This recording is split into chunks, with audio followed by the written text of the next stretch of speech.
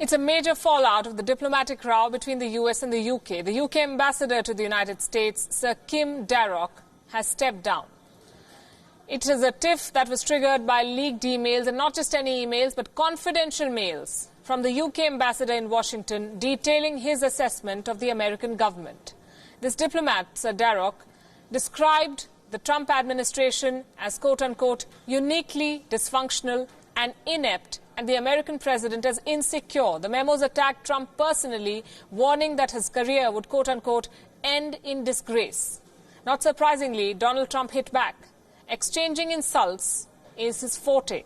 He called the diplomat a very stupid guy, and he asked him to focus on what he called the Brexit mess. As the row escalated over the last few hours, it cost the diplomat his job. In his resignation, Darroch says, and I quote, "Since the leak of official documents from the embassy, there has been a great deal of speculation surrounding my position and the duration of my remaining term as ambassador. I want to put an end to that speculation. The current situation is making it impossible for me to carry out my role as I would like." As for Prime Minister Theresa May speaking at the House of Commons, she praised Darroch's contribution and service to the United Kingdom, saying that it was a matter of great regret that he felt the need to step down. Mr. Speaker, this morning I have spoken to Sir Kim Darroch.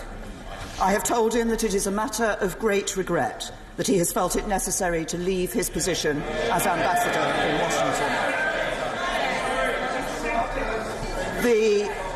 The whole Cabinet rightly gave its full support to Sir Kim on Tuesday.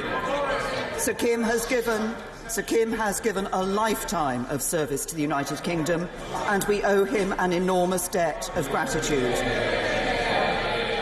Good government depends on public servants being able to give full and frank advice. I want all our public servants to have the confidence to be able to do that, and I hope the House will reflect on the importance of defending our values and principles, particularly when they are under pressure. Well, Donald Trump also called her approach to Brexit stupid and foolish, he said, in fact. Meanwhile, the US President's daughter Ivanka Trump refused to respond to questions on the matter. Yesterday, Darroch was expected to attend a meeting between Ivanka Trump and the International Trade Secretary in Washington. Ms. Trump, what do you make of the British ambassador's comments about the Trump administration? Is the Trump administration dysfunctional? Do you agree with your father's decision not to deal with the British ambassador anymore? Is the Trump administration inept, as the British ambassador has said?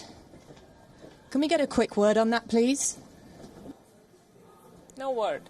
The UK Foreign Office has repeatedly called it a leak and not a hack. And while a formal inquiry has been launched, several questions remain unanswered.